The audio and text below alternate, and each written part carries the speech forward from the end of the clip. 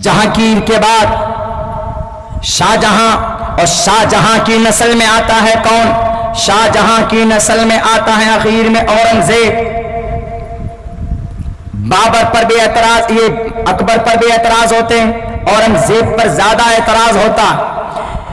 اورنگزیب جب اس ملک میں آیا، جب اس ملک میں وراجمان ہوا، اورنگزیب کے زمانے میں پوری دنیا کی جی ڈی پی ترقی کی، یہ کوڈ ورڈ ہے۔ جی ڈی پی کا مطلب gross domestic products, gross G D P, G gross, D domestic and P product, کتنی ترقی اور کتنی کمائی دیش کی جی ڈی پی۔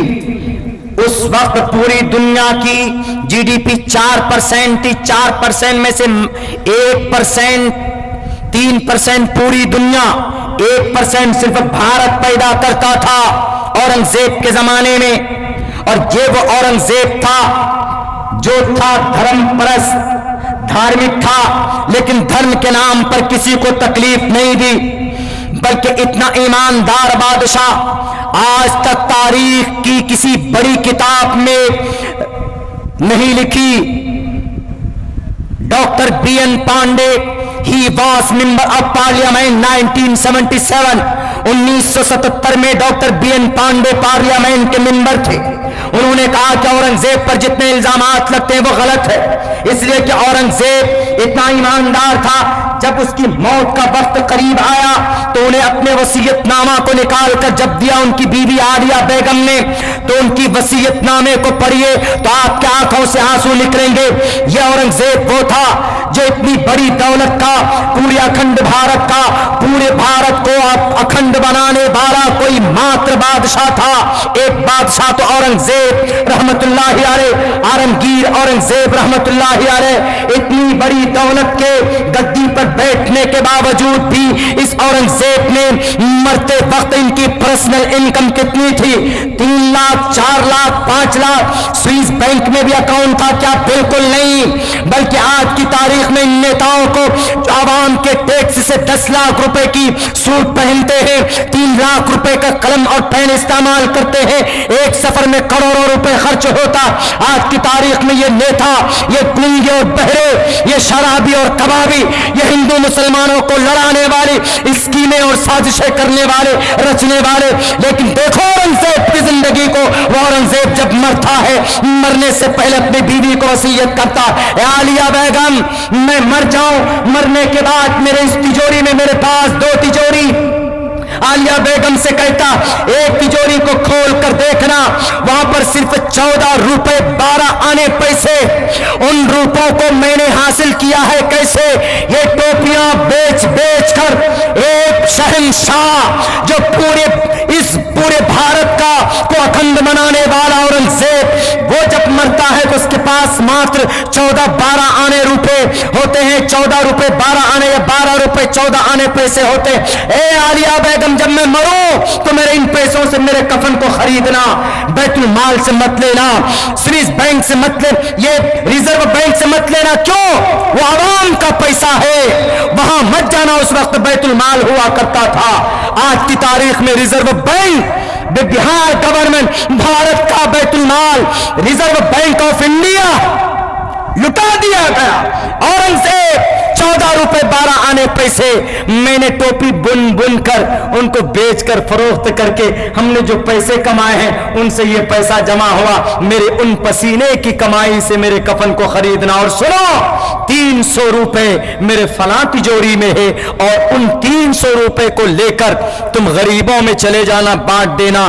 کہا کہ بادشاہ جی آپ تو مہاراجا ہیں، راجا بھی نہیں مہاراجا ہیں آپ کی تو آن بان شان کے ساتھ رخصتی ہونی چاہیے، آپ کے جنازے کو 21 توپوں کی سلامی ہونی چاہیے، آپ کے لیے تو ہزاروں لاکھوں کروڑوں دینار و درہم بانٹے جانے چاہیے۔ کہا کہ نہیں، ان پر میرا حق نہیں ہے، غریبوں کا ٹیکس ہے، وہ میں ٹیکس پے کرتا ہوں 4,98,000 روپے سالانہ، مجھے ادھیکار ہے سوال کرنے کا بھارت کے پرائم منسٹر سے جو بھی ٹیکس پے ہے۔ उनको अधिकार है सवाल करने का, पूछने का कि हमारा पैसा कहाँ जाता।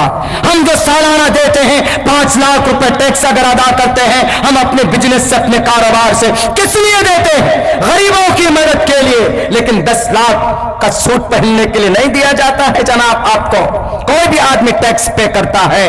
तो उन्होंने कहा कि ये जो 300 रुपए है, ये 300 आना अगर है तो ये मैंने कुरान करीम लिखकर नकल करके उसका जो मुसव्वदा तैयार होता था वो मैं फरोख्त किया करता था, उनसे जो हदिया और नजराना आता था ये मेरे वो पैसे हैं। है कोई माए का लाल, कोई प्राइम मिनिस्टर दुनिया में बताए मुझे, इतनी बड़ी गद्दी पर विराजमान होने के बावजूद भी 1 रुपए गवर्नमेंट के फंड से नहीं लिया था। उस बादशाह का नाम, उसका नाम औरंगजेब आलमगीर रहमतुल्लाह अलैह। तहज्जुद पढ़ता था। जब मुंगेर पहुंचा तो वहां पर सीता कुंड को देखा तो 70 बीघा जमीन अलाट कर दिया। मेरे हिंदू भाइयों, मुंगेर करीब में अब तो रोड भी बन गई है, चले जाइए सीता कुंड। मंदर कासमी साहब बड़े भाई साहब जानते हैं, वहां रहे हैं, बहुत अमीर शरीयत की रहमतुल्लाह अलैह के साथ बहुत रहते थे। जाइए सीता कुंड का पानी आज भी गर्म निकलता है। उस सीता कुंड में जो इतनी बड़ी बाउंड्री है, जो इतनी बड़ी जमीन है, 70 बीघा जमीन आज भी लिखा हुआ है वहां के दस्तावेज में, देखिए वो औरंगजेब आलमगीर की दी हुई। उस औरंगजेब को लोग बदनाम करते। तो बहरक है, हमने 3 बातें की थी।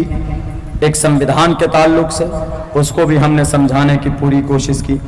दूसरी बातें सीरत, जो कि अम्मा आयशा से रिलेट थी।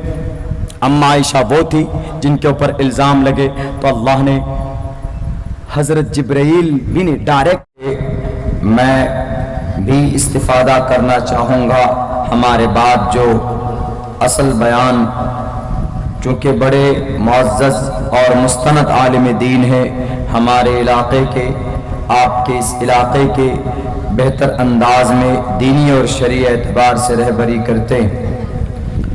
मेरे भाइयों, मदीना मस्जिद,